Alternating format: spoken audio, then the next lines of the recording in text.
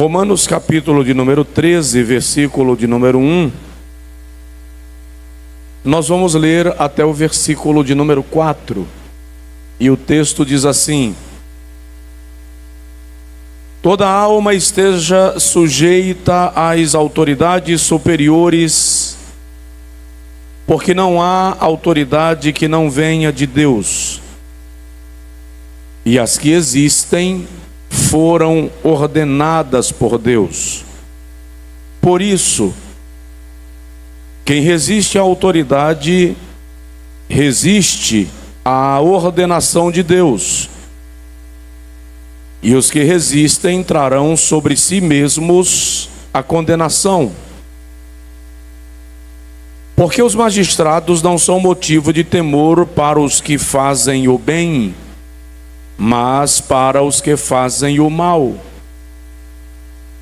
Queres tu, pois, não temer a autoridade?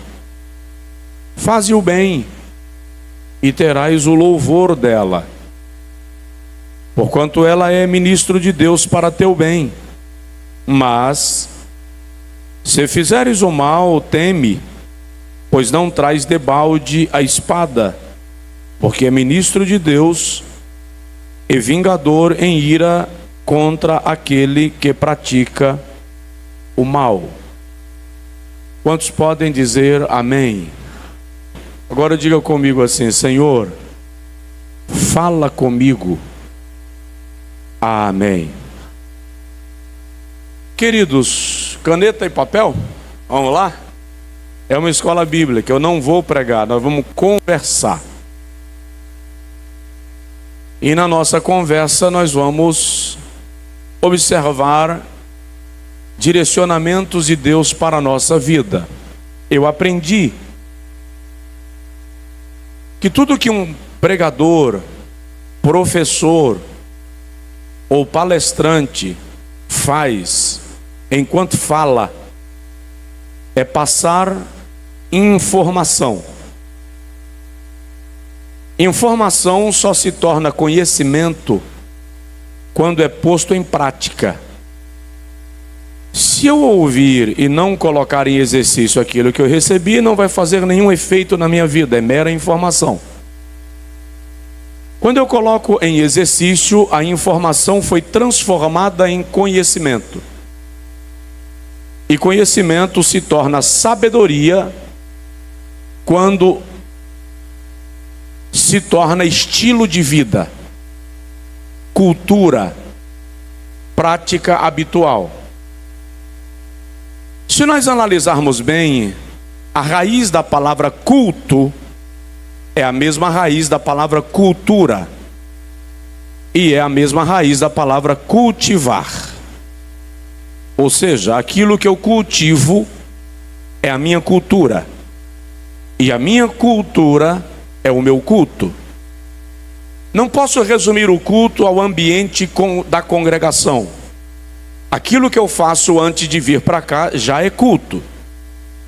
A maneira como eu lido com os conceitos e princípios expostos das Sagradas Escrituras já é uma forma de culto.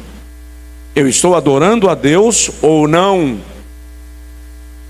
no meu estilo de vida. Quando o assunto é autoridade espiritual, nós devemos ter em mente que ela é um conceito bíblico de valor espiritual inquestionável. E um detalhe: todo homem está debaixo de uma autoridade, não importa o nível de status, poder, influência que ele alcançou.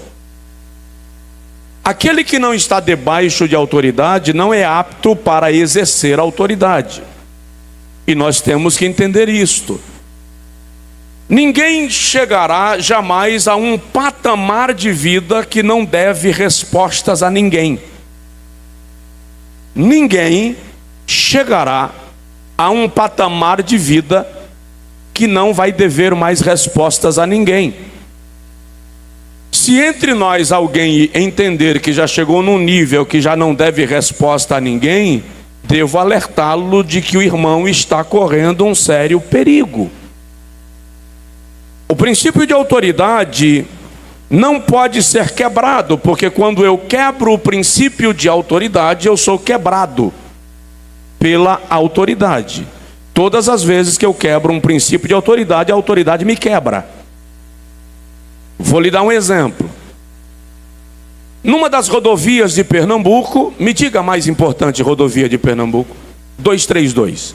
Na rodovia, na BR-232, lá vem um caminhão arrastando 30 toneladas de um produto qualquer. O motorista do caminhão é um homenzarrão de 2,5 metros, pesando 120 quilos. Quando ele passa na frente de uma viatura da polícia rodoviária, a polícia rodoviária ou policial dá um apito e ele para.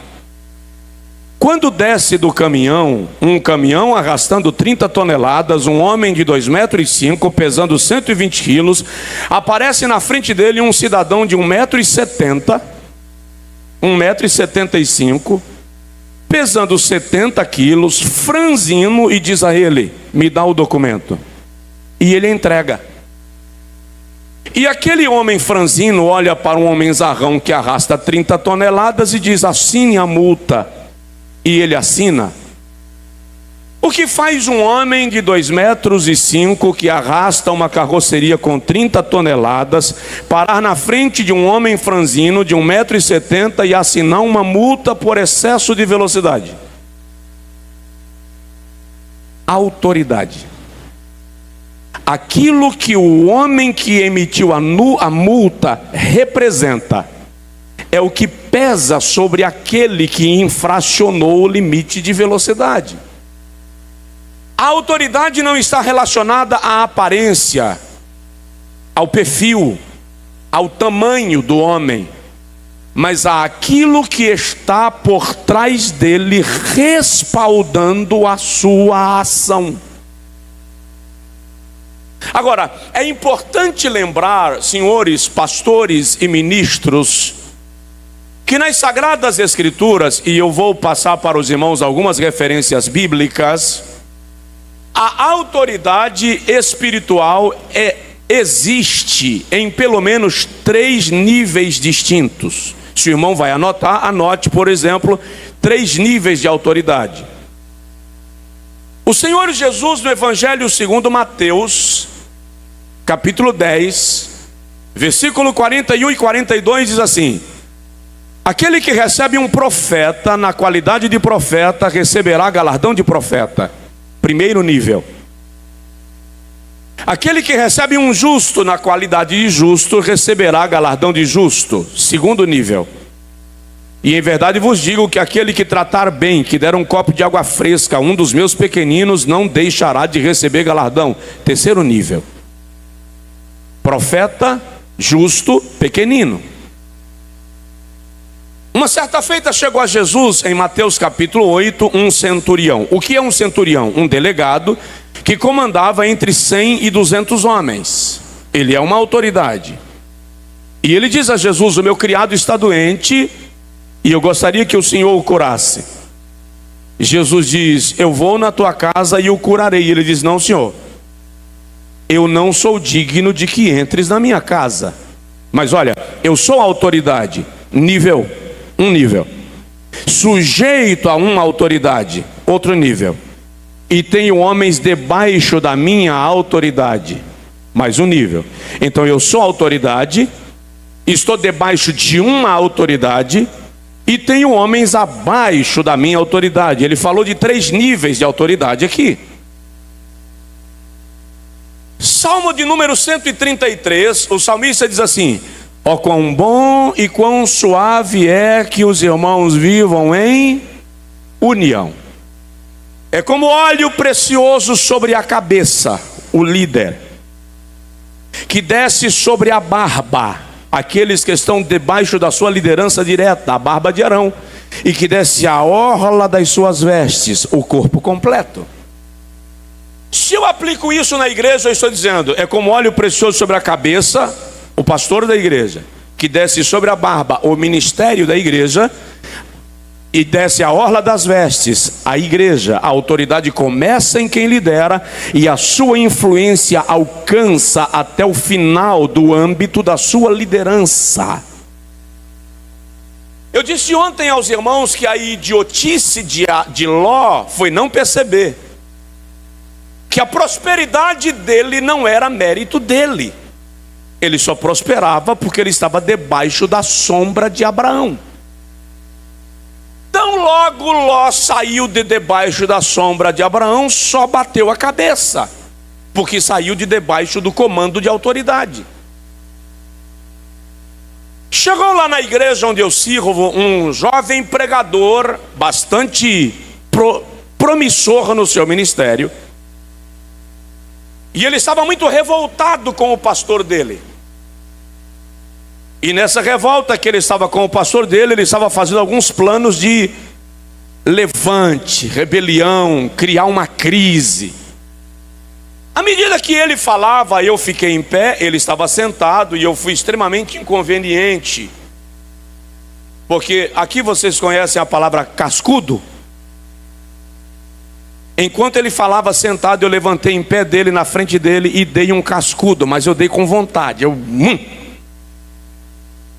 Quando eu bati, ele levantou, passando a mão na cabeça e disse: que é isso, pastorzão? Ficou doido? O senhor está me batendo? Eu disse a ele: senta. E ele ficou reclamando e passando a mão na cabeça. Ele é muito ciumento com o cabelo, e ele ficou assanhando o cabelo para aliviar a dor do...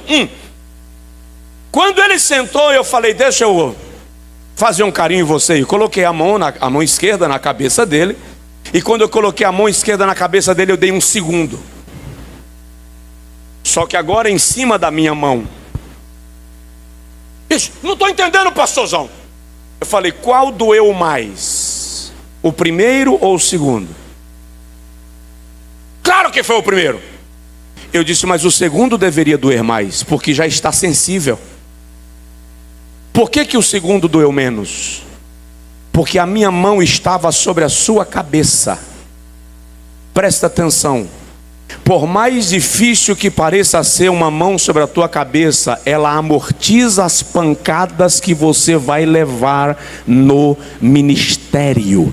Então valoriza a mão que está sobre a tua cabeça. Estar sob autoridade é reconhecer que há uma mão sobre a minha cabeça e eu vou apanhar.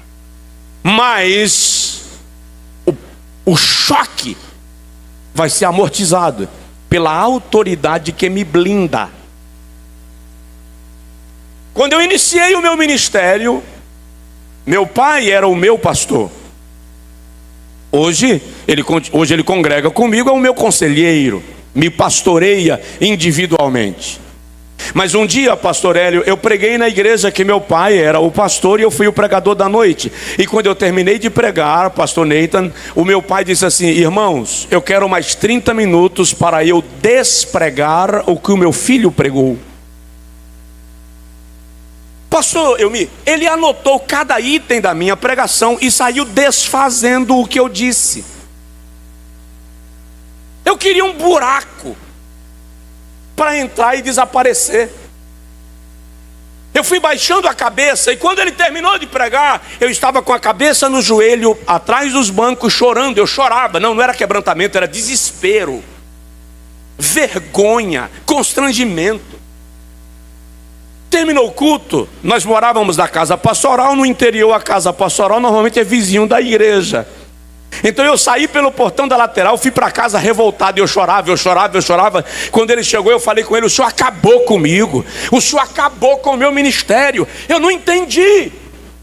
Meu pai olhou para mim e disse: é melhor ser corrigido em casa do que ser corrigido na rua.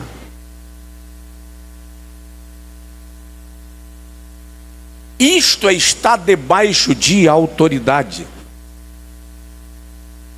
Existem níveis distintos. O apóstolo Paulo, escrevendo a primeira carta aos Coríntios, capítulo 15, versículo 40 e 41, esse texto para mim define muito essa questão da autoridade espiritual. Paulo diz assim: uma é a glória do sol outra é a glória da lua e outra é a glória das estrelas.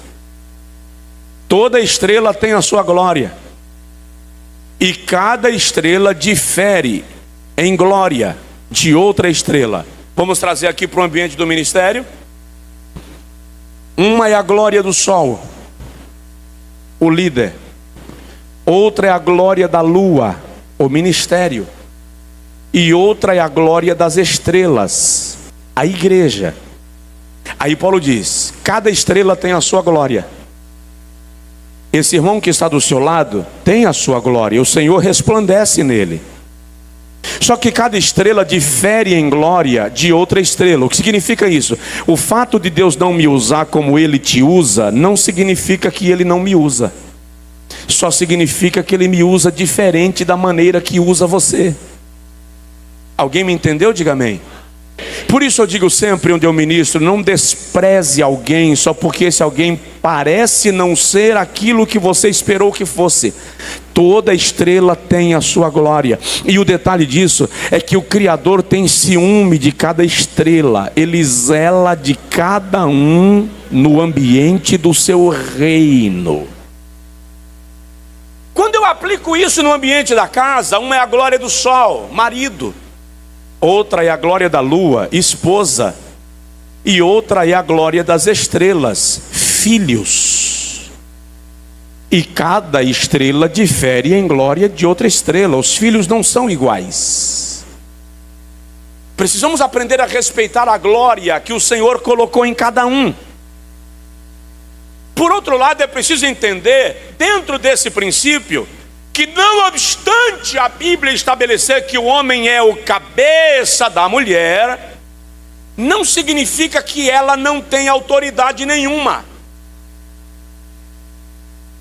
Porque tem alguns homens que pensam que ele é o mandatário da casa e a esposa é subserviente. Equívoco. Ah, pastor, mas a Bíblia diz que o homem é o cabeça da mulher. Diz mesmo, está lá. Mas a expressão grega para cabeça ali é kefale, que significa aquele que cobre, aquele que protege, aquele que circunda, aquele que ampara. Então ser cabeça não é atropelar, ser cabeça é amparar. Agora entenda algo sobre autoridade. Cheguei num evento em algum lugar do Brasil para ministrar, e só para os irmãos terem uma ideia do tamanho do evento, o coral de mulheres tinha 5.300 mulheres. Então era um senhor evento. Quando o carro parou na entrada do portão de acesso ao local do evento, o terreno onde a igreja vai construir o seu templo, o rapaz que estava fazendo a segurança fez assim, dando a entender que o estacionamento estava cheio. O irmão que estava dirigindo parou o carro bem colado no portão. Olha bem para mim, por favor. Abaixou o vidro e disse assim: você sabe quem eu sou? Você sabe com quem você está falando? Você sabe quem eu estou trazendo? Eu disse: não, irmão, calma. Eu abaixei e fiz: meu irmão, a paz do Senhor, pastor Josué. Senhor, pastor, seja bem-vindo, sua vaga está reservada. E abri o portão. Presta atenção. No dia que você precisar reivindicar quem você é para provar a sua autoridade, significa que a sua autoridade já está em fase de declínio. Quem tem autoridade não precisa reivindicá-la. Ela é reconhecida naturalmente. Tem alguém na casa? Se o irmão precisar bater na mesa para dizer para sua mulher e para seus filhos quem é o cabeça, pode ficar certo que a cabeça já foi degolada. Se o pastor precisar chegar no púlpito e dar um pau, fazer um discurso, atacar para provar que é ele que manda, a autoridade dele não existe mais. Pode até existir autoritarismo, mas autoridade é diferente de autoritarismo. O autoritarismo dá de murro, a autoridade estende a mão. O autoritarismo manda. A autoridade é percebida e quem reconhece a autoridade capta a informação e segue, e guia, e executa, e faz, porque valoriza a autoridade que lhe cobre. Só quem pode dizer amém, faz isso em nome de Jesus. Agora, vamos lá. Não tenho a tarde inteira. Em que consiste a autoridade de um líder? Qual é a fonte desta autoridade? O que um verdadeiro líder deve fazer no exercício da autoridade que se lhe impõe?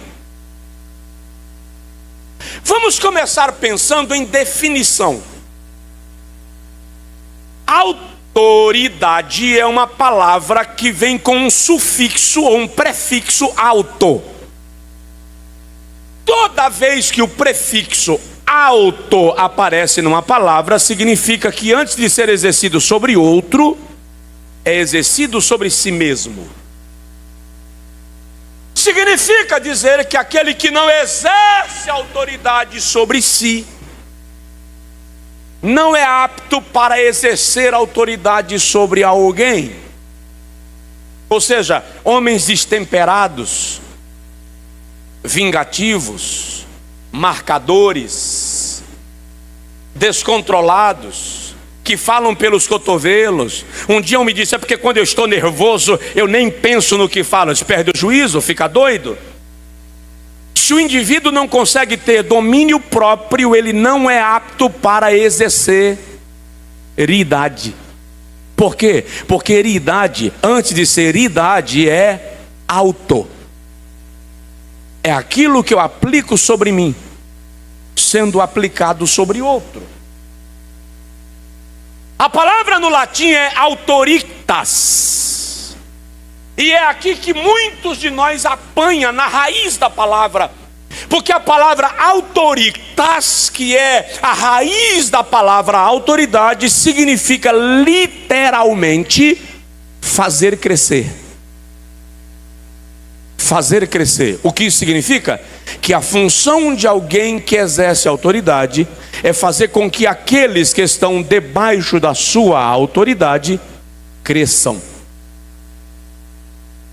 Há alguns que exercem autoridade achatando quem está abaixo, porque ele precisa fazer uma pirâmide de gente para se sentir grande. Quem de fato tem autoridade não precisa achatar ninguém.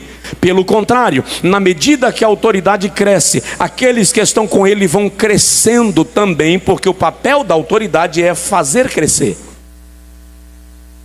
Alguém aqui me entendeu ou não? Vou dar um exemplo. O time de futebol, o principal time de Pernambuco é o quê? Esporte? O mais falado é o esporte, ok. O time ganha todos os jogos da temporada. De quem é o mérito? O atacante, o zagueiro, o goleiro que pegou todas. O time é bom. O time perdeu 3 jogos seguidos. Quem é demitido? Por que não o atacante? Por que não demite o goleiro que tomou gol? Demite o técnico?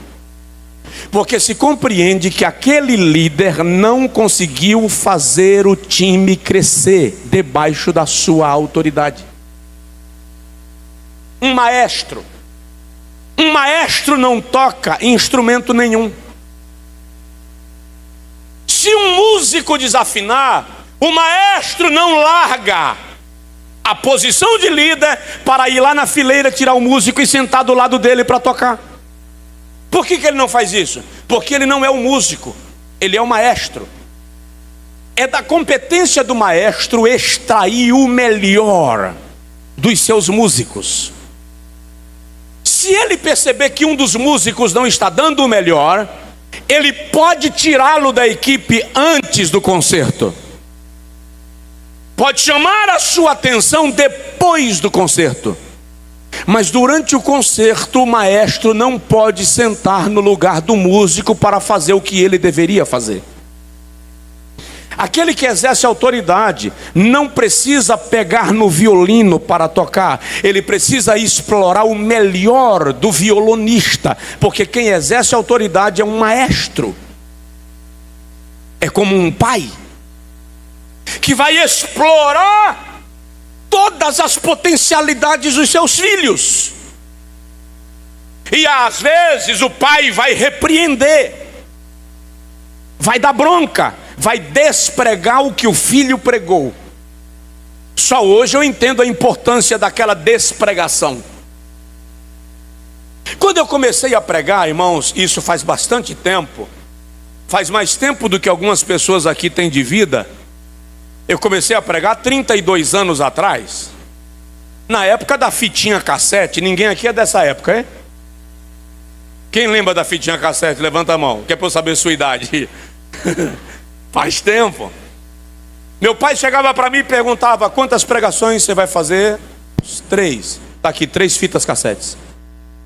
Eu tinha que levar e gravar. Acontece que meu pai fez seminário batista tradicional, irmão. Um batista tradicional medindo a pregação de um jovem pregador pentecostal, não parece equivalente. Eu era jovem, mas quando eu chegava com as 3 fitas, eu tinha que entregar para ele, e ele sentava para ouvir e anotava: isso aqui não está na Bíblia, isso aqui é exagero, isso aqui está na Bíblia, mas você aplicou de forma errada. E pelo menos uns 10 anos meu pai me marcou nisso. Cada viagem a fitinha cassete era trazida. E quando eu vi os pregadores vendendo fita cassete: pai, deixa eu reproduzir as fitas para vender, porque me ajuda. Não. Você só vai vender fita quando você corrigir o básico da sua pregação. Ruim, chato, desagradável. Mas o que ele estava fazendo? Explorando as potencialidades que precisavam ser direcionadas para um propósito. O que acontece com a nossa geração? Muitos não querem ser orientados, corrigidos, reprovados, para serem melhorados e só então terem a chance de aprovação. Quem não se submete à autoridade não tem chance de explorar melhor as suas capacidades em todas as áreas. A expressão grega para a autoridade é exousia. Exousia, que literalmente significa direito de mandar. Fala de coordenar, supervisionar, fala de jurisdição, comando. Mas vamos lá, fala comigo a palavra comando. Agora fala comigo comandar. Fala comigo a palavra mandar. Qual a diferença entre mandar e comandar? Está no campo da autoridade. Não precisa me responder, pelo amor de Deus, viu? Eu não quero lhe causar problema quando o irmão chegar em casa amanhã depois da conferência. Então fica tranquilão. Quantos homens aqui mandam em casa? Não responde, pelo amor de Jesus. O irmão vai responder, a mulher vai olhar e vai dizer assim: segunda tu me paga. Vamos lá. Quantos mandam em casa? Outra pergunta: quantos comandam em casa? Quantos pastores aqui mandam na igreja que pastoreiam? Quantos comandam? Qual a diferença? Quem manda é autoritário, tem chefia isolada, só ele fala, e o resto obedeça ou seja atropelado. Quem comanda, o prefixo co indica que você manda com alguém. Existe uma equipe, existe gente que participa do processo da sua liderança. Então na sua casa o irmão não manda, o irmão comanda. A sua esposa faz parte do processo de governo do lar. Na igreja, o irmão tem equipes que fazem parte do processo de governo eclesiástico. E em todo o ambiente onde a gente exerce essa autoridade, nós temos gente que participam do exercício desse governo. O contrário disto mostrará que nós temos um conceito equivocado de autoridade. Alguém me entendeu? Diga amém em nome de Jesus.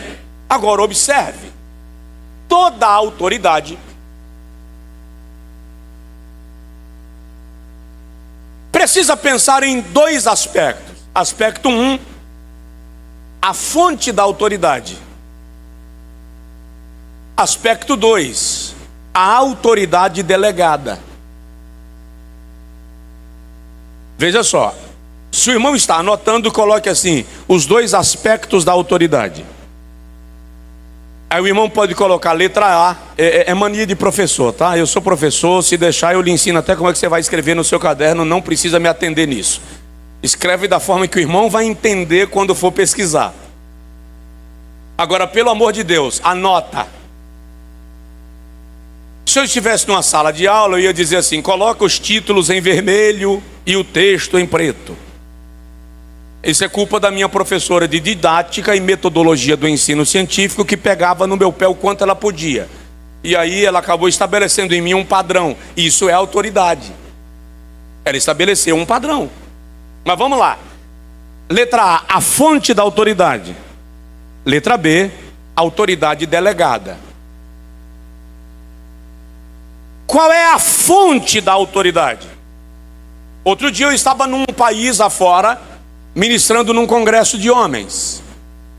Como só havia homens, e nós estávamos completamente isolados, eu dei a eles a liberdade de apresentar as suas queixas, as suas dores, da família, do casamento.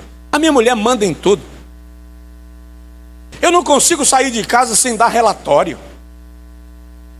Ela bisbilhota meu celular o tempo inteiro. A minha mulher quer mandar até a roupa que eu vou vestir para ir para o culto. Eu parei de ir para o futebol porque a minha mulher tem crise de ciúmes. Todas as queixas apareceram. Eu apresentei então uma pergunta: quantos gostariam de resgatar a autoridade sacerdotal no lar? Quantos gostariam de resgatar a autoridade sacerdotal no lar? É claro que todo mundo levantou a mão. Quando eles levantaram a mão, eu disse para eles, eu vou ensinar a vocês um caminho. Qual é o caminho? Volta para o Éden. Volta para o Éden. Quando foi que o homem perdeu a sua autoridade como sacerdote? Quando no Éden ele se afastou de Deus. Deus é a fonte da nossa autoridade. O irmão já leu o livro de Jó? Conhece a história de Jó? Já parou para analisar que o diabo não queria o gado de Jó? Satanás não queria os camelos de Jó. Satanás nem queria matar os filhos de Jó. Aquela lepra, não, aquilo não era o alvo. Qual era o plano do diabo no livro de Jó? Analisa. O livro de Jó começa no altar e termina no altar. Ele edificava altares para oferecer sacrifícios pelos seus filhos a Deus. Jó era sacerdote.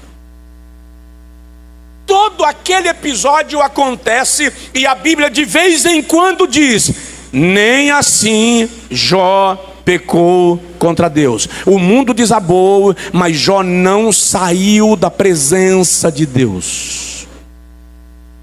No final do livro, o irmão percebe que Jó tem 4 amigos: Elifas, Bildade, Zofá e Eliú. Eliú só aparece no capítulo 37.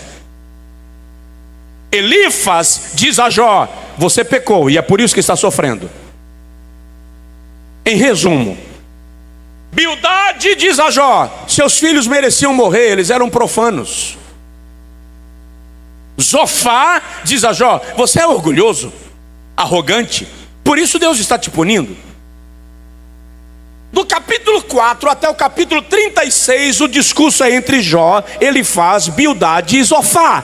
Eliú está calado. Se é que ele estava lá, ele está calado. No capítulo 37, Eliú entra em cena. Na cultura oriental, o mais novo só fala quando os mais velhos esgotaram os seus argumentos. Então Eliú entra. Qual é o discurso de Eliú? Jó, eu não sei por que você está sofrendo, e não sei por que o Todo-Poderoso permitiu isso. Mas uma coisa eu sei: Deus sempre tem razão. Deus sempre tem razão. Tu não entendes as estrelas do céu, nem como ele forma as nuvens, nem como os raios se formam, nem como ele coordena o tempo das cabras montesas, nem como ele pesa o vento. Tu não sabes como os rios se formam. E Eliú faz o seu discurso em cima do poder e do controle de Deus.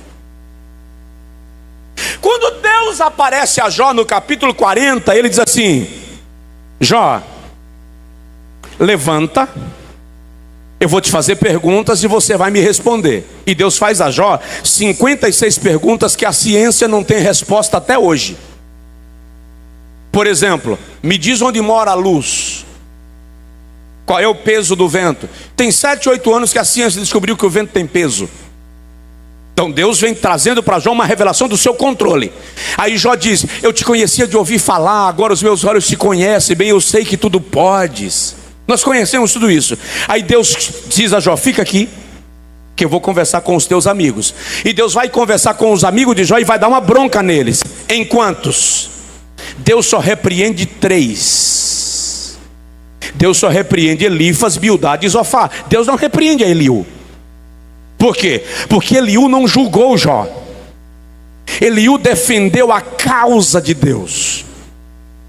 E o Senhor diz a Elifaz, Bildade e Zofá: peguem cordeiros e carneiros e novilhos e levem ao meu servo Jó, para que ele ofereça sacrifício por vós a mim, porque a ele eu ouvirei, a vocês não. O que Deus está fazendo ali? Deus está dizendo que a autoridade que Jó tinha no capítulo 1 permanece no capítulo 42. A autoridade não foi minada. O segredo para resgatar a autoridade na igreja, na família, na empresa, na vida, é não se afastar da fonte.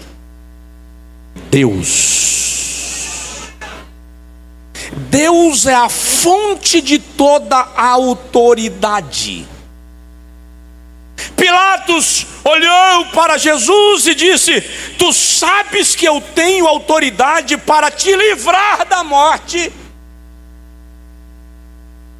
Jesus olhou para Pilatos e disse: tu não terias nenhuma autoridade se ela não te fosse dada pelo meu Pai. João 19, versículo 10. Você não estaria onde você está se o meu Pai não tivesse te colocado aí.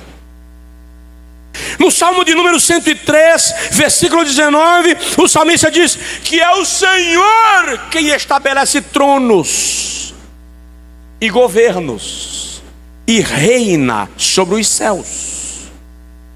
Romanos capítulo 13, versículo 1 diz que não há autoridade que não venha de Deus. Hebreus capítulo 1, versículo 3, o escritor diz que Deus sustenta a terra pela autoridade da sua palavra. Então ele estabelece as coisas e pela autoridade da sua palavra elas ficam estabelecidas conforme ele assim determinou. Qual é a fonte da autoridade? Deus. Aí eu preciso fazer uma pergunta. Sua esposa lhe vê orando? Seus filhos lhe veem estudando a Bíblia? Os obreiros, sobre a sua liderança, reconhece o quanto o senhor ou a senhora caminha com Deus? Porque a autoridade não se reivindica, se percebe. Volta para a fonte. Deus é a fonte da autoridade. Deus é a autoridade direta. Se nos afastarmos da presença de Deus, a nossa autoridade está quebrada, porque Ele é a base. Agora, o que é autoridade delegada? É a autoridade concedida pela fonte, para ser exercida aqui representando Deus. O exercício da autoridade, à luz das sagradas escrituras, é legítimo quando representa aquele que a concedeu.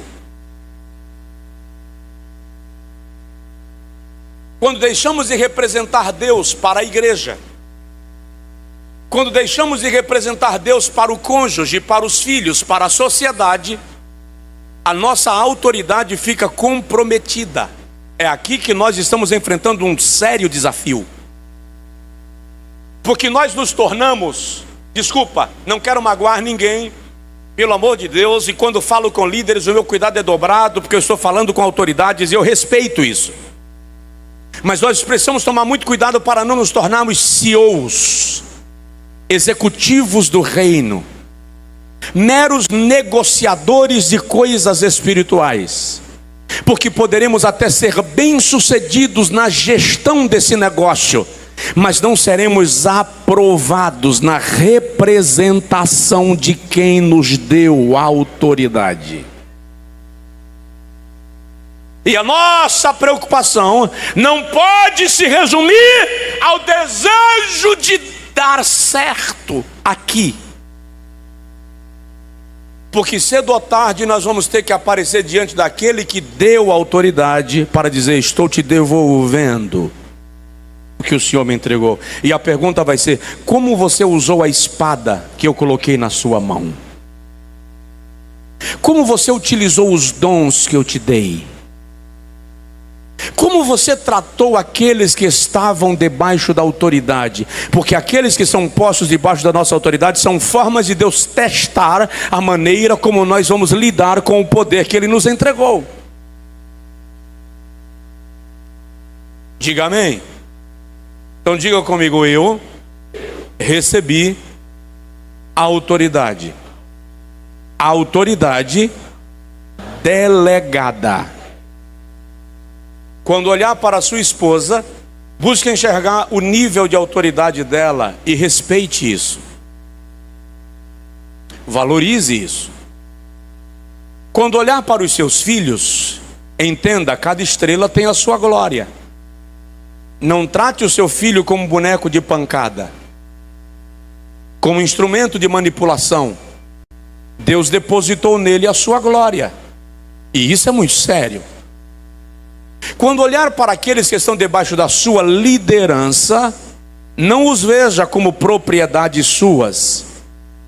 Veja como alguém que Deus colocou sob a tua liderança e sob a tua autoridade, não só para fazer o trabalho que você tem que fazer acontecer, mas também para te testar.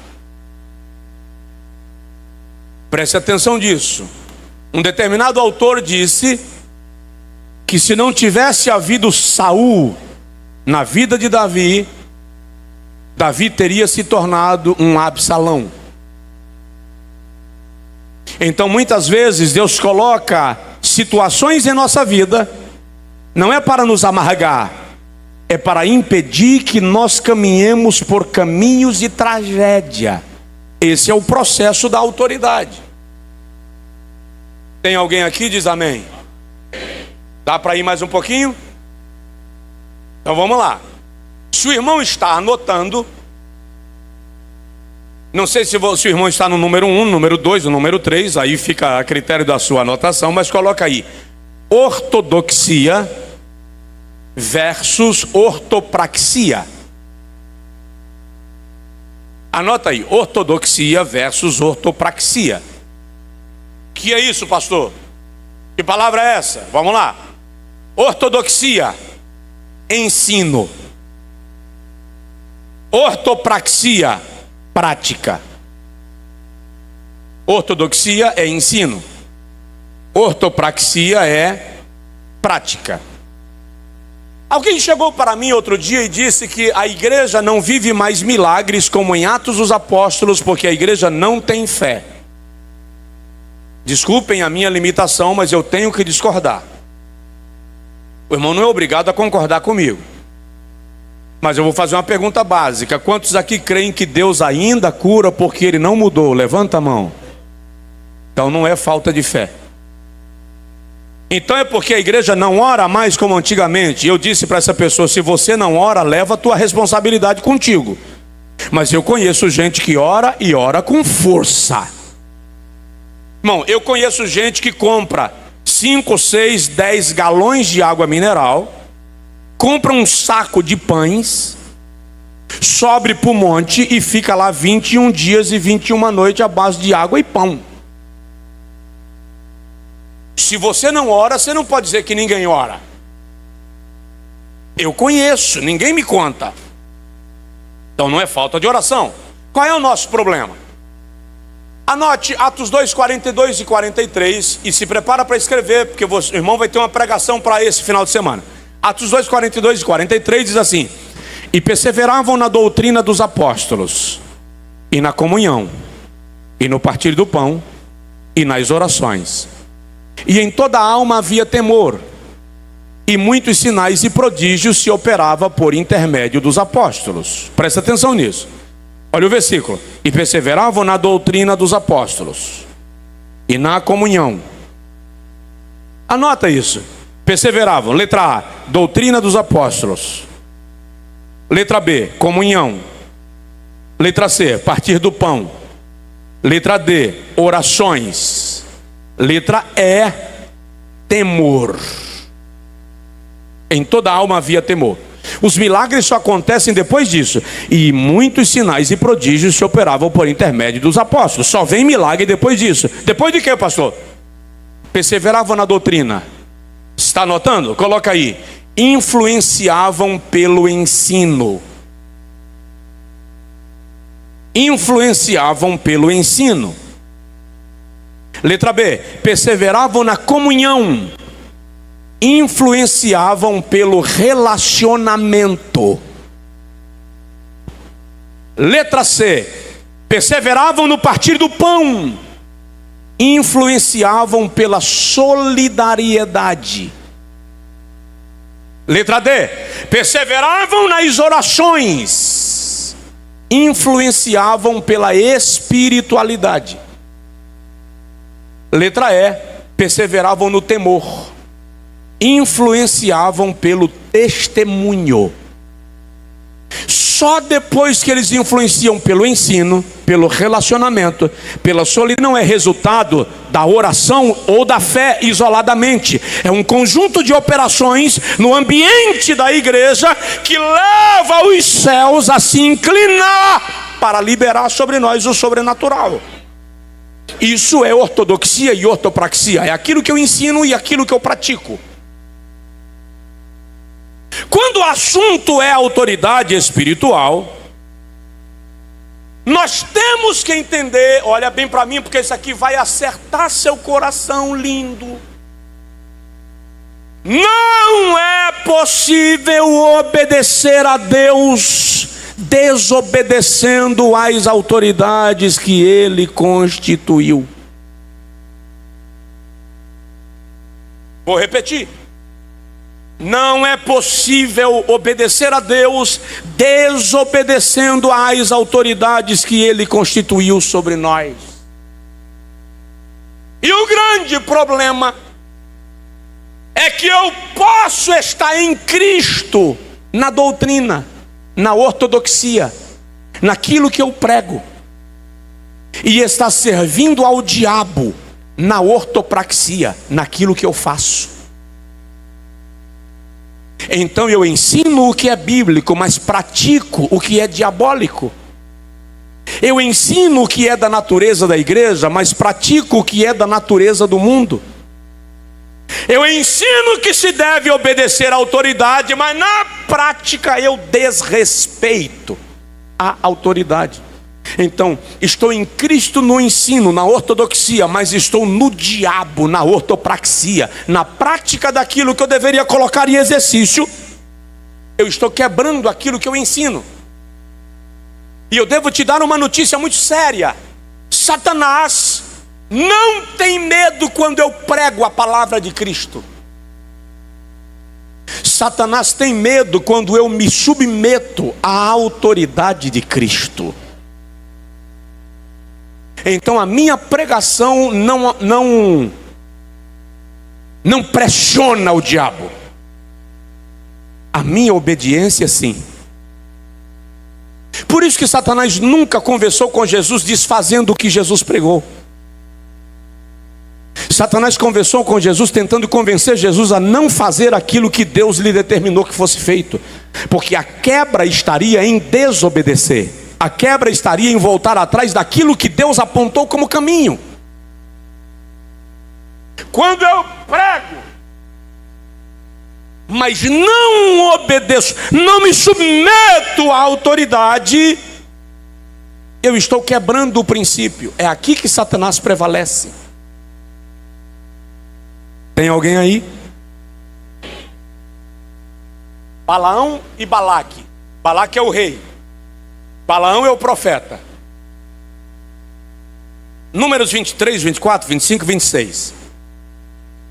Balaque contrata Balaão e diz: eu vou te pagar para você amaldiçoar o povo que está acampado na minha planície.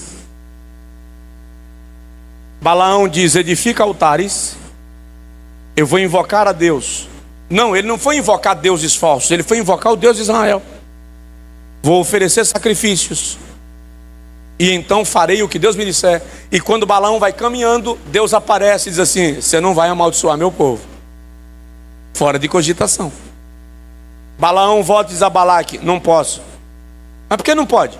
Porque como é que eu vou amaldiçoar aquele a quem Deus já abençoou?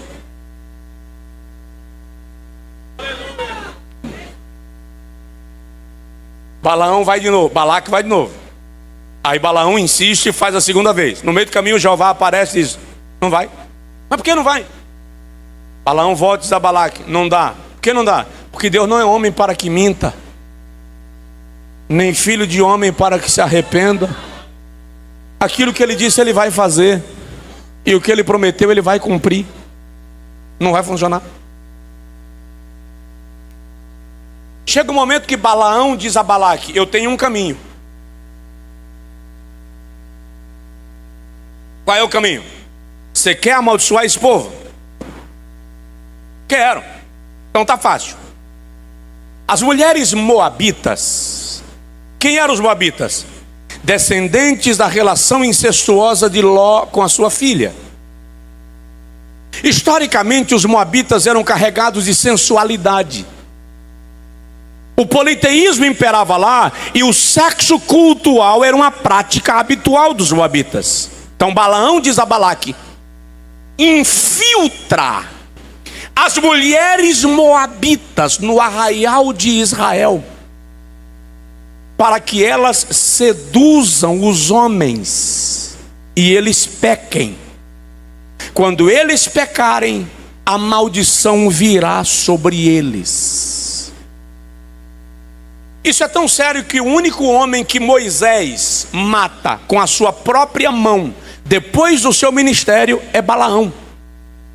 E ele diz: porque tu fizestes desviar o povo de Deus. A maldição vem quando a autoridade é quebrada. Tem gente que não prospera e diz: não sei porquê. Sou dizimista, sou ofertante, estou na igreja todo dia, me sacrifico como nenhum pastor se sacrifica nesse ministério. Eu estou em todos os cultos, ninguém faz o esforço que eu faço e eu não saio da prova. não é prova, é resultado. Porque o irmão faz tudo isso, mas desrespeita seu pastor, desrespeita seu companheiro de ministério, trata o seu liderado como se ele fosse um saco de pancada, desrespeita sua esposa, desrespeita seus filhos. Ou seja, o irmão faz tudo isso, mas quebra o princípio de autoridade. Não tem jeito de fazer dar certo. Tem alguém aí? Tudo bem? Pode continuar mais um pouquinho? Deus exige de mim mais do que pregar, mais do que ensinar, mais do que fazer ofertas e trazer dízimos, que eu obedeça à sua autoridade. É por isso, eu já vi algumas pessoas tratando mal outras. O irmão, já viu gente que olha para o outro de cima para baixo? Mede o outro e sempre acha o outro menor que ele, assim, ele se sente o ápice. Eu disse para um camarada um dia, eu tenho uma proximidade com ele, e eu o vi tratando alguém assim, com essa forma tosca de humilhar, sabe? Foi constrangedor. E eu falei com ele: você nunca esteve com Jesus, né? Como assim? Quem encontra Jesus não trata as pessoas assim, não. Porque quando você encontra Jesus, você passa vergonha. Quando você encontra Jesus, você fica constrangido. É extraordinária a maneira zelosa como Deus trata com a gente, até quando a gente está errado. Até quando nós estamos errados, até quando nos pune, Ele não nos priva do seu amor. Então, a maior exigência de Deus é que se obedeça a sua voz e se respeite a autoridade. No Brasil, nós não temos a cultura de honra às autoridades. E como nós não temos cultura de honra às autoridades, nós não respeitamos presidente, nós não respeitamos governadores, nós não respeitamos prefeitos, nós não respeitamos professores em sala de aula. E agora está uma bagunça, o professor, a autoridade foi embora. Não se respeita pastor, não se respeita o padre, não se respeita pai, não se respeita mãe. Entretanto, queridos, presta atenção nisso. A igreja é diferente. A igreja precisa ir na contramão do mundo. Não significa que eu concordo com tudo que o governo faz, não significa que eu falo a linguagem que o governo pratica, mas eu posso me posicionar sem quebrar a honra à autoridade. Porque ainda que quem a exerça não esteja em Deus, a autoridade exercida emana de Deus. Eu recebi um pastor americano na nossa igreja alguns anos atrás, na época que o presidente George W. Bush era o presidente dos Estados Unidos da América e estava naquela guerra do Iraque.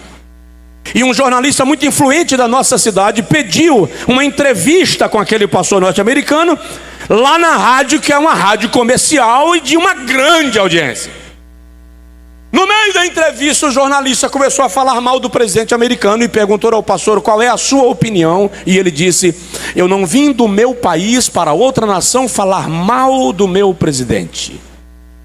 Eu recebi de Deus ordem para orar pelo presidente do meu país, não para atacá-lo fora da minha nação.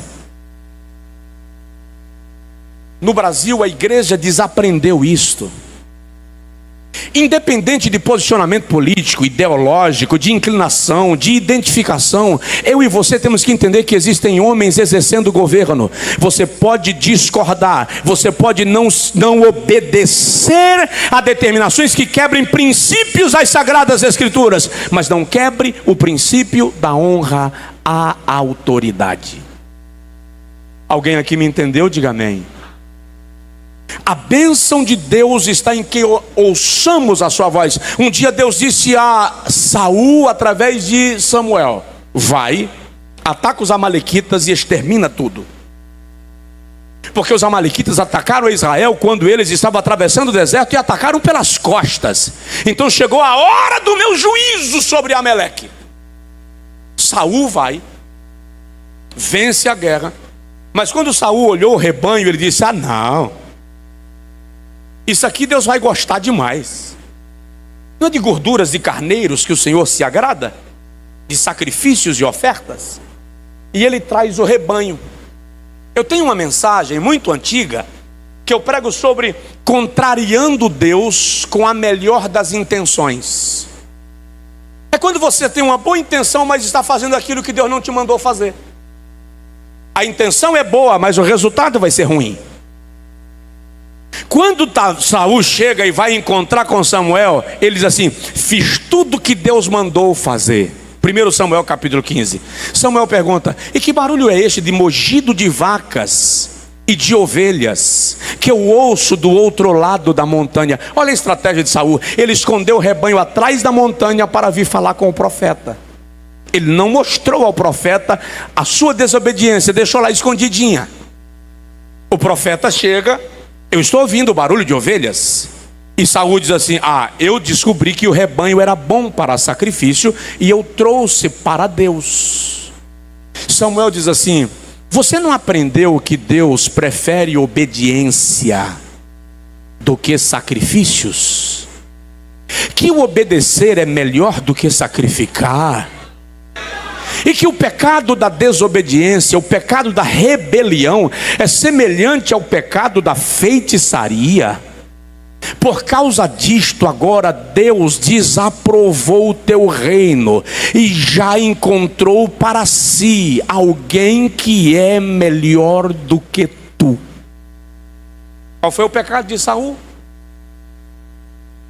Saul roubou? Não. Adulterou? Não. Mentiu? Não. Profanou o altar? Não. Quebrou a autoridade. Quebrou o princípio de autoridade. Vamos mais um exemplo. Sansão era nazireu de Deus. A palavra nazireu vem de nazir, separado, consagrado. Havia regras bem específicas para o nazireado. E entre elas, não tocar em cadáver. Diga comigo: não tocar em cadáver. Sansão se apaixonou por uma moça de Tímina, da Filístia. E ele disse ao seu pai: quero que você venha comigo em Tímina, porque eu me agradei de uma mulher para ser minha esposa. E o pai de Sansão disse: não há entre as tuas irmãs alguém que possa ser tomada por tua mulher, para que tu busques alguém em Tímina, na terra do inimigo. Juízes 13. Sansão diz: deixa, porque esta agrada os meus olhos. Esta agrada o quê? Esta agrada o quê? Lembra disso. Sansão vai subindo para Tímina com o seu pai e a sua mãe. E a Bíblia diz que o pai e a mãe de Sansão iam à frente e Sansão ia atrás. Os estudiosos dizem que leão não ataca a presa sem antes estudá-la. Então o leão primeiro analisa a presa mais vulnerável para então atacá-la. Por todos os aspectos, a presa mais vulnerável não era Sansão, era o seu pai. Pela idade, porque se preocuparia em defender a segunda vítima, então estaria vulnerável ao ataque. Mas o leão, em vez de atacar ao pai de Sansão, vem e ataca a Sansão. Por quê? Porque Satanás tem alvo determinado. Ele não dá tiro aleatório. Satanás ataca sabendo exatamente a quem ele quer alcançar. E o diabo atacou a Sansão, o leão atacou a Sansão, e a Bíblia diz que Sansão foi contra o leão e o matou. O que Sansão fez? Tirou o leão da estrada para que o seu pai não visse. Está escrito. Ele não queria que o seu pai visse que ele acabou de tocar no defunto, no morto. Foi embora. Na volta, Sansão sai do caminho sem que seu pai o soubesse. Está escrito. Sem que seu pai o soubesse. E vai ver a carcaça do leão.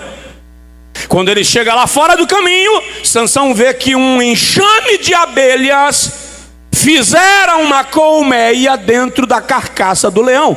E a Bíblia diz que Sansão usou as duas mãos e colocou dentro do cadáver e trouxe cheia de mel e comeu. E diz, e levou para o seu pai e para a sua mãe. Mas está escrito, mas não fez o seu pai e a sua mãe saber de onde o mel viera. Por que ele não fez o seu pai e a sua mãe saber de onde o mel viera? Porque se o pai e a mãe de Sansão soubessem e dissessem, nazireado está quebrado, você tem que voltar para o sacerdote.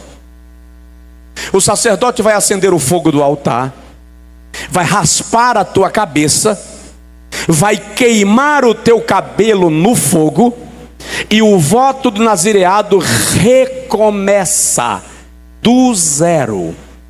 Sansão não queria o sacrifício de recomeçar.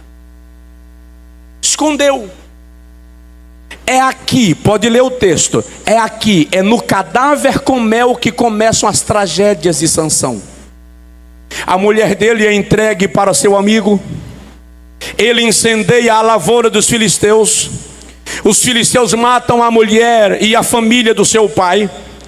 Sansão se envolve com uma prostituta em Gaza. Depois se envolve com Dalila, é preso. E quando os filisteus prendem a Sansão, qual é a primeira coisa que eles ferem em Sansão? Seus olhos. Ela agrada aos meus olhos. A primeira coisa que ele perde, os olhos. Qual é a tragédia de Sansão? Quebrou a autoridade do voto que ele fez de nazireado. Presta atenção.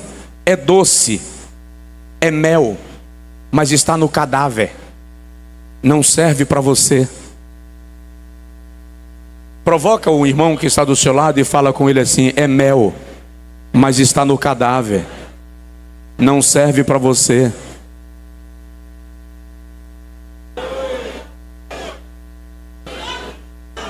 Mas lá vai. Qual é o segredo para que as tragédias não venham? Já que você se deu o trabalho de sair do caminho e ir comer mel de cadáver, dê-se o trabalho de ir ao sacerdote. E o sacerdote vai raspar sua cabeça, seu voto vai ser zerado e você vai recomeçar. Recomeçar é duro, recomeçar é difícil.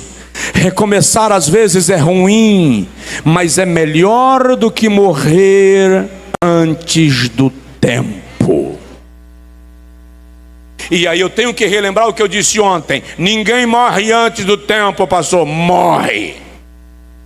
Eclesiastes 7: não sejas demasiadamente imprudente, para que tu não morras antes do tempo. Não quebre a autoridade. Diga amém. Coloque a mão assim no peito, por favor, e diga comigo: Senhor, desperta o meu coração para honrar a autoridade que o Senhor me deu e a autoridade que o Senhor colocou sobre a minha vida, e a autoridade que o Senhor colocou debaixo da minha autoridade. Eu vou já concluir, mas para concluir, me permitam falar um pouco sobre a seriedade da autoridade. Eu ainda queria, mas é apenas queria, não vai dar tempo. Na próxima escola bíblica, se Jesus não tiver voltado, e quem sabe eu estiver entre os irmãos, a gente pode até pensar nisso. Falar sobre o princípio da rebelião, o princípio da obediência e outros valores do princípio de autoridade. Porque tem gente que não percebe quando está se encaminhando pela via da rebelião e da deslealdade. Mas deixa eu falar um pouquinho sobre a seriedade da autoridade. Deus nos ensina em sua palavra que nós devemos obedecer tanto à autoridade direta de Deus, quanto à autoridade delegada. O Senhor sempre coloca pessoas para exercerem autoridade sobre a nossa vida, e isso não é uma questão de domínio, isso é uma questão de ordem, de organização. Porque o sistema de governo de Deus é organizado. Lá na parábola dos lavradores maus, em Lucas capítulo 20, versículo 9 a 19, Jesus ensina sobre o princípio da autoridade delegada, quando ele diz que um senhor mandou os seus servos chamarem os seus meieiros para a prestação de conta. E os meieiros matam os emissários daquele fazendeiro. Cada vez, presta atenção nisso, como isso é sério. Cada vez que eles matam um enviado, um emissário do fazendeiro, o fazendeiro entende que eles estão atacando a sua própria autoridade. Analise. Quando eu ataco alguém que representa a autoridade de Deus, parece que eu estou atacando apenas aquela pessoa, mas eu estou atacando quem lhe delegou a autoridade. Entende isso?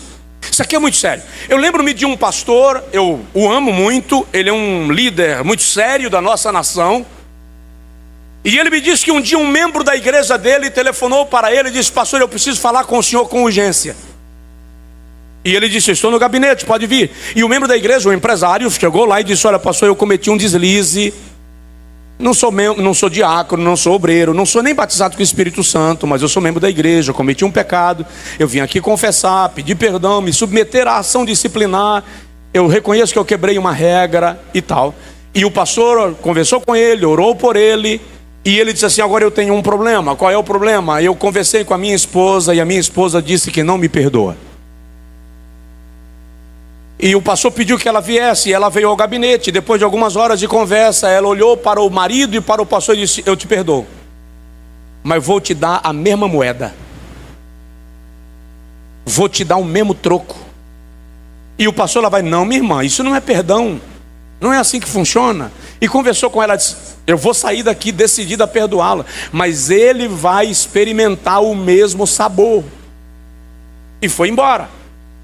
O pastor disse que ele saiu do gabinete. Quando ele acionou o alarme do carro na garagem para ele entrar no carro, Deus falou com ele assim: eu vou recolher lá.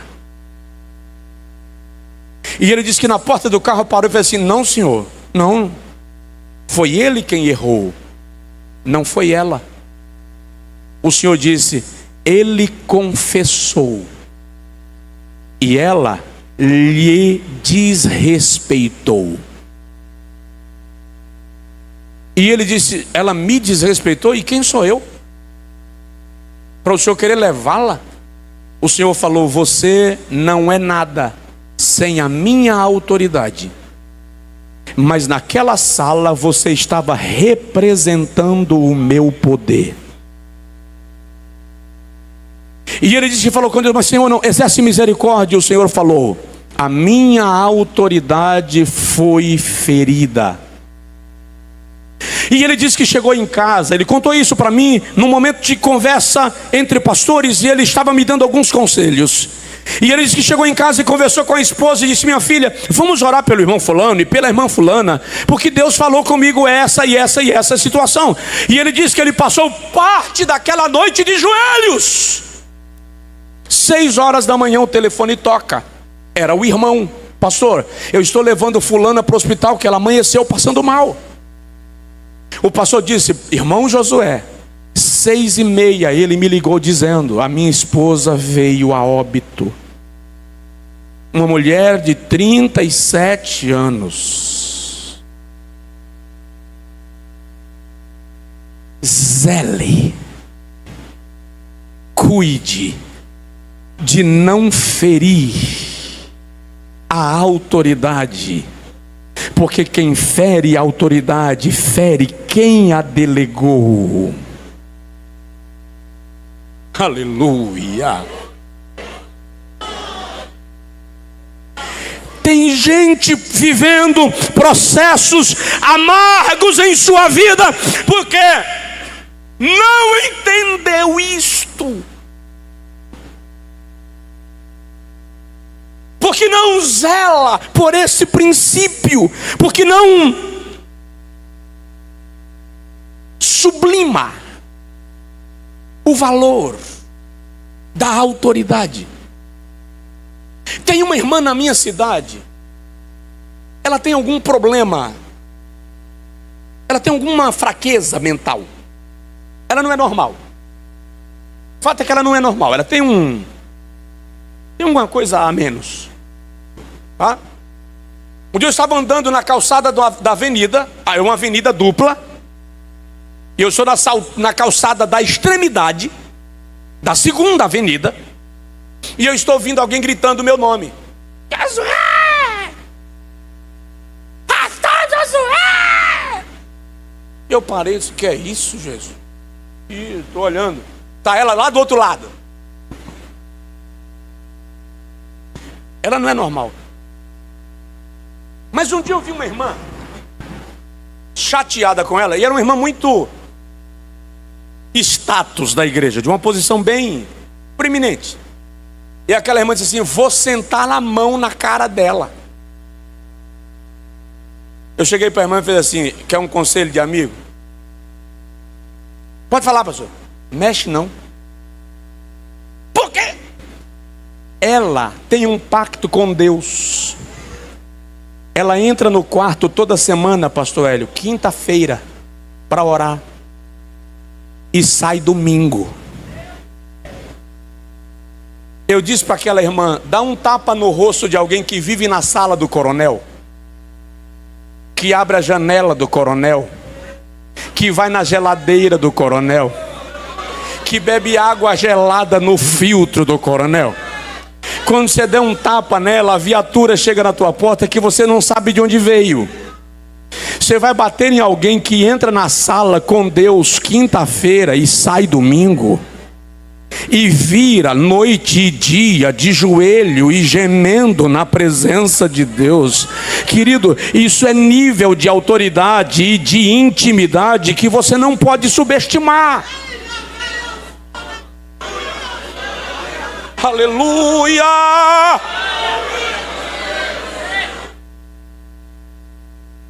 Eu vou concluir.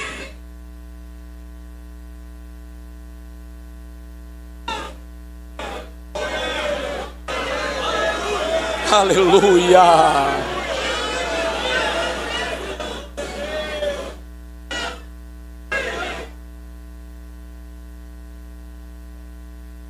Vou concluir dando um último subtítulo aí.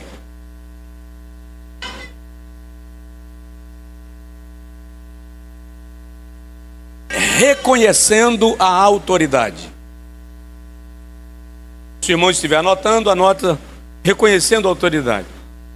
Nós, como filhos de Deus,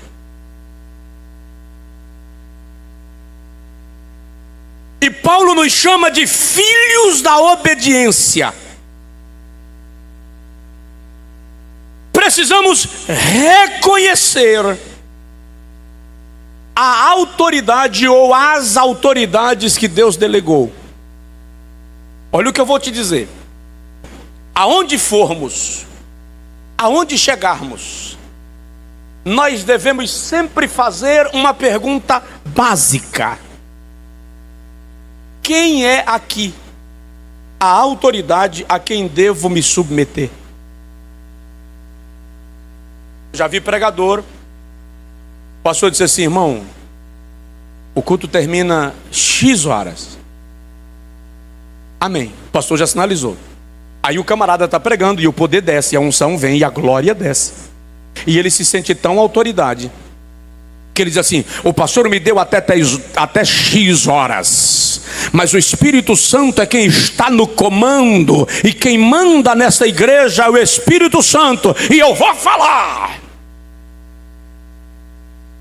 Presta atenção.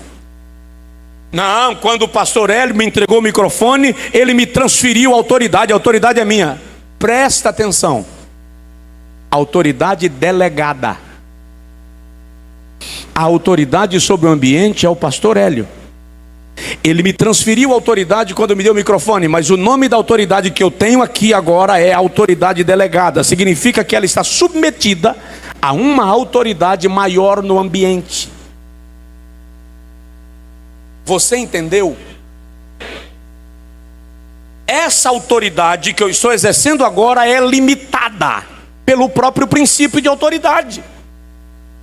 Isso aqui é regra. Eu digo aos meus obreiros, os obreiros que trabalham comigo: eu nunca repreendo um homem na frente da esposa ou dos filhos dele. Por quê? Porque eu coloco a autoridade dele em xeque. Mas quando preciso repreender uma mulher, não o faço na ausência do marido dela. Por quê? Porque ela tem uma autoridade na sua vida antes da minha, como pastor. O esposo, a minha autoridade é limitada. Eu não posso chegar aqui espancando a igreja dizendo que estou doutrinando.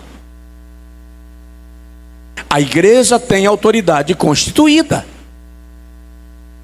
Normalmente, quando eu saio do país, eu ligo para algum pastor daquela nação, mesmo que eu não esteja indo para atendê-lo. Vou atender um outro, mas eu ligo para ele: pastor, estou chegando aí no país tal dia, estou passando para pedir a sua bênção para transitar no território que o Senhor te estabeleceu como líder. Se chego num estado, em cada estado eu gosto de estabelecer uma conexão. Para quê? Para pedir por favor, para bajular alguém. Na nossa cultura, as pessoas entendem que quando você está honrando, você está bajulando. Não confunda. A bajulação é movida pelo interesse, a honra é movida pelo princípio. É quando você reconhece a autoridade de alguém e decide fazer continência para ela. Isso me torna menor? Não, e nem maior. Me coloca dentro do princípio que deve reger a minha vida. A Bíblia diz em Hebreus capítulo 7, versículo 8, assim: sem contradição alguma, o menor é abençoado pelo maior. Aí Paulo diz: eu vou simplificar para vocês. Filipenses 2:3: cada um reconheça o outro superior a si mesmo. Então não me pesa sobre qualquer hipótese reconhecer a autoridade que Deus estabeleceu sobre o pastor Hélio, no ambiente onde ele exerce a autoridade. A autoridade que Deus estabeleceu sobre o pastor Jessé, no ambiente onde ele exerce essa autoridade. A autoridade que Deus constituiu sobre o pastor Elmi, no ambiente onde ele exerce essa autoridade. Ou ao pastor Eduardo, ou a quem Deus estabeleceu. O fato é que eu sou autoridade no lugar que Deus me estabeleceu como autoridade. Mas quando eu estou em lugares onde outras autoridades estão constituídas, eu sou submisso a essa autoridade. Se eu não aprender isso, não são as pessoas que vão me rejeitar, é o próprio princípio de autoridade que vai me frear. Tem alguém aqui? O universo está cheio de autoridades, e eu concluo dizendo: autoridade no governo. Deus constituiu autoridade sobre uma nação em escalões e linhas hierárquicas. Desse tempo nós iríamos falar sobre hierarquia, honra, lealdade, que está tudo relacionado a esse princípio. mas há princípio de hierarquia. Eu tinha na empresa um rapaz, ele é técnico numa área, e naquela área era o melhor que eu tinha. Mas ele vivia enfrentando o supervisor. E um dia eu cheguei para ele e perguntei: qual é o problema? Ele disse: o problema é que eu não vou me submeter a quem não entende o que eu estou fazendo. Eu disse: percebe uma coisa é posição, a outra é linha hierárquica. Você tem habilidade para cumprir o teu papel, e você cumpre o teu papel dentro da linha que você foi estabelecido e para a qual foi contratado. Mas dentro dessa linha você tem supervisão, isso é hierarquia. Você precisa reconhecer isso.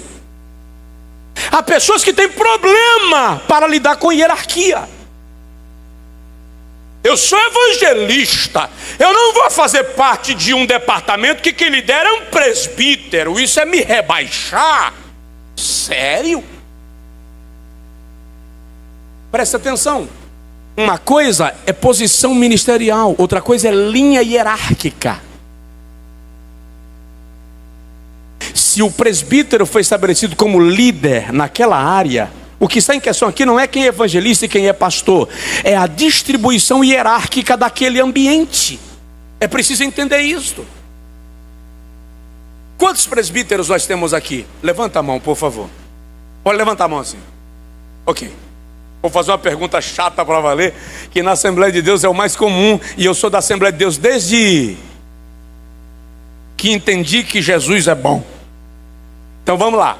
Quantos presbíteros têm o sonho de serem ordenados a pastores? Levanta a mão. Pode levantar, que não é pecado não. Não é pecado não, pode levantar. Só 3? Ah, fala a verdade, fala sério. Não, fala sério. Fala sério que eu fui presbítero e meu sonho era ser evangelista e pastor. Aliás, quem aspira, quem deseja, excelente obra deseja.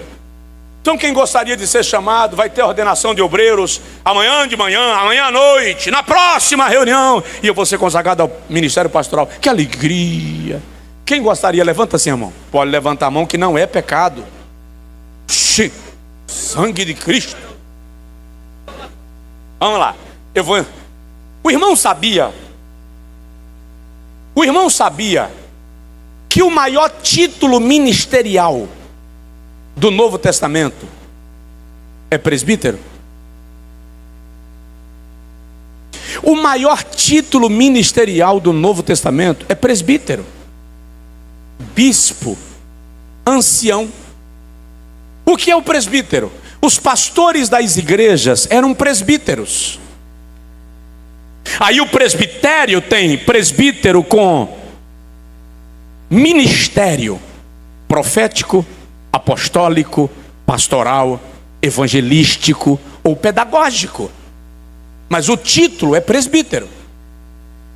Quem é o bispo? Na Assembleia de Deus nós não temos essa nomenclatura. Na convenção que nós fazemos parte não há essa nomenclatura. Mas na prática o pastor Hélio é um bispo. O que é um bispo? Pastor sobre presbíteros, aquele que pastoreia os presbíteros. É um bispo.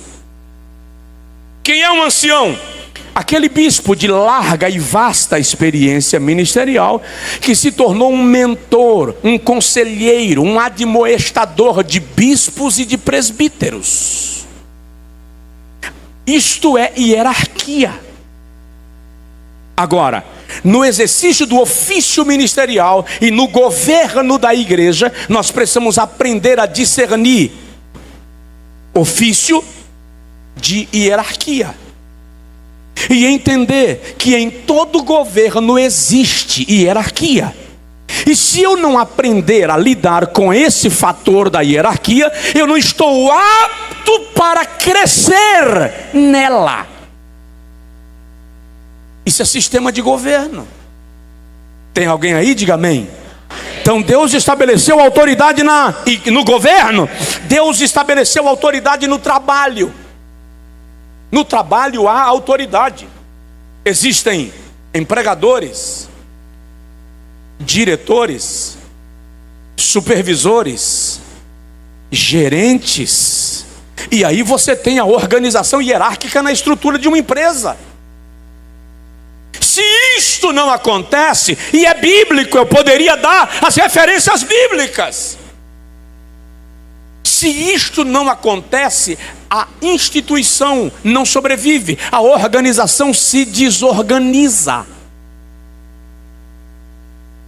E um detalhe, um dia o líder do louvor, um membro do Ministério de Louvor veio falar comigo, muito chateado sobre uma situação que estava ocorrendo no louvor.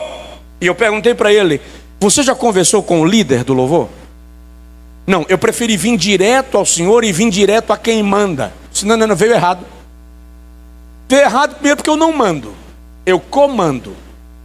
Segundo, no momento que eu estabeleci uma autoridade na função X, se eu passar por cima dele, eu estou quebrando a autoridade que eu mesmo deleguei. Eu não posso quebrar a autoridade que eu deleguei, senão eu autorizo qualquer um a fazer isso. Existe autoridade no trabalho e existe autoridade no lar.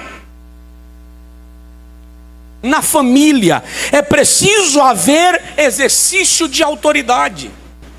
E é aí onde muitas coisas estão se desmanchando, porque os homens não sabem mais qual o seu papel. Mulheres, por sua vez, também não, e aí inverte as posições. E os filhos não encontram referência de autoridade no ambiente do lar. Daqui a pouco ninguém respeita mais ninguém. E é preciso corrigir isto. E senhores homens, quem é homem tem certeza, diz amém. Amém. Senhores homens, a melhor maneira de resgatar a autoridade no lar é voltar para o Éden.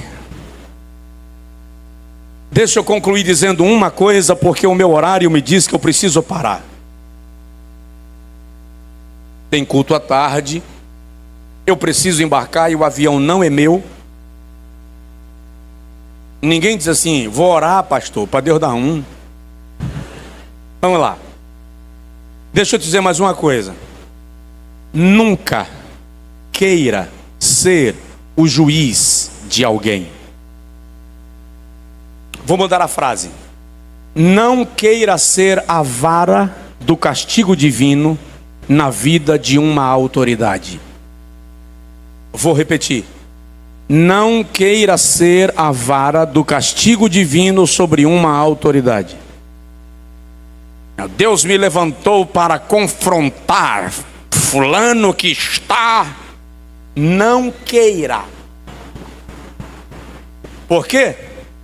Porque na Bíblia Sagrada, todas as vezes que Deus usou alguém para punir um justo, depois Deus quebrou a vara que foi usada para punir o justo.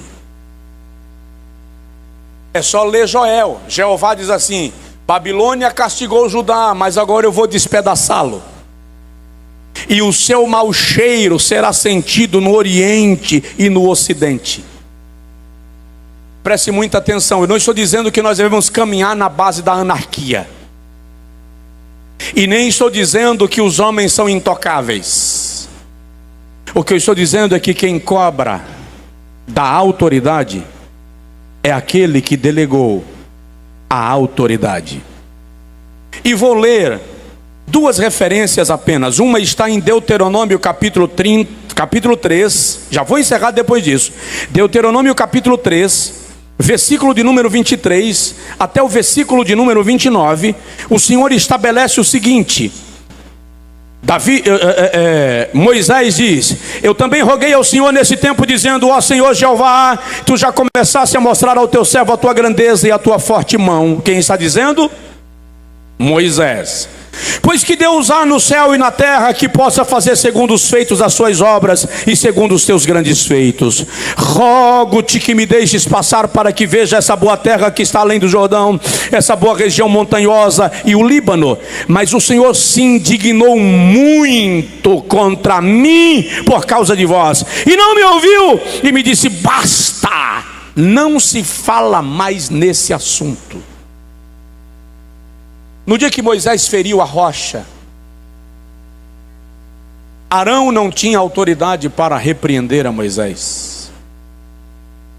Miriam, profetisa, não tinha autoridade para repreender a Moisés, porque Moisés era o maior símbolo de autoridade no arraial.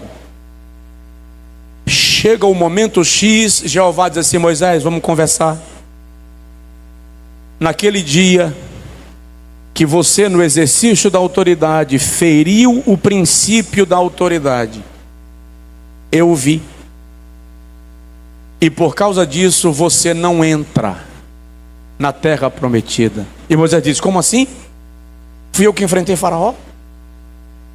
Fui eu que enfrentei Coré, Datã e Abirão, atravessei o deserto com esse povo me importunou. 5 vezes o Senhor quis matar esse povo e eu entrei na frente, intercedi por eles e o Senhor mudou de decisão. Agora é a minha vez, eu te rogo que me permitas entrar. E o Senhor diz assim: Moisés, você não entra e não se fala mais neste assunto. Lembra daquilo que o Senhor me disse ontem, daquela conversa que nós estávamos tendo, que aquele líder mencionou: quem vai tratar com a autoridade X é Deus. Quem trata com autoridade é Deus. Quem poderia dizer a Davi o mal que ele fizera? Davi deita com Batseba. Até parece que tudo ocorreu num dia. Batseba fica grávida. Davi arma toda aquela situação para matar Urias. Isso não foi dentro de um mês não, gente. Urias é morto. Davi traz Batseba para o palácio, recebe-a como sua. A criança nasceu. Estudiosos dizem que a criança tinha aproximadamente 3 anos, correndo no palácio. A liga de Davi e Urias não é mais problema. Vocês acham que os homens, os servos do palácio, não sabiam o que aconteceu? Ninguém percebeu o que estava em questão ali. Mas como é que vai questionar o rei? Colocar o dedo na testa do rei? Até o dia que o profeta chega e alguém avisa ao rei: Natã está na sala de espera. E o rei diz: manda entrar. E quando Natã entra, Natã diz assim: está acontecendo uma injustiça no teu reino. E Davi pergunta o que aconteceu. E Natã diz: 2 homens no teu reino, um é muito rico, tem muito rebanho, muitas ovelhas e muito gado, e um pobre que só tem uma ovelha que come no seu prato. E chegando o viajante na casa do homem rico, em vez de matar uma das suas ovelhas para dar ao viajante, ele mandou buscar a única ovelha do homem pobre, a sacrificou e deu ao viajante.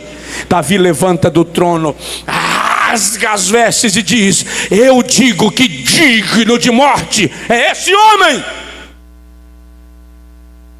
O profeta levanta o dedo e diz: tu és o homem. Eu te dei o reino de Saul, o teu perseguidor, e as suas terras, e as suas propriedades, e as suas mulheres, e o seu poder, e eu coloquei a sua coroa sobre a tua cabeça. Tu não a fostes buscar, eu a trouxe a ti. E se te fosse pouco, tu me pediria, e eu ainda te daria mais. Mas a Urias tu matastes, e tomastes a sua mulher para ser tua. Davi cai prostrado e diz: pequei contra o Senhor. E o profeta diz: o teu pecado já está perdoado, mas a espada estará sobre a tua casa. Eu concluo dizendo, amados pastores e obreiros, e digo com muito temor: aquele que nos deu autoridade vai pedir conta dela, e da maneira como a exercemos, nós vamos ter que nos deparar com ele. E nesse dia não haverá nenhuma autoridade entre eu e Deus, entre o Senhor e Deus, entre você e Deus. Seremos eu e ele, tu e ele. Ah, pastor, vai ter tempo para isso? Não se preocupe. O nome da estação é eternidade. Na eternidade, todo o tempo corre em favor do eterno. Exerça a autoridade com zelo. Se coloca de pé, por favor. Exerça a autoridade com temor sobre a sua esposa, em relação ao seu marido, sobre os vossos filhos, sobre aqueles que estão debaixo da sua liderança. Respeite e honre as autoridades que Deus colocou sobre a sua vida.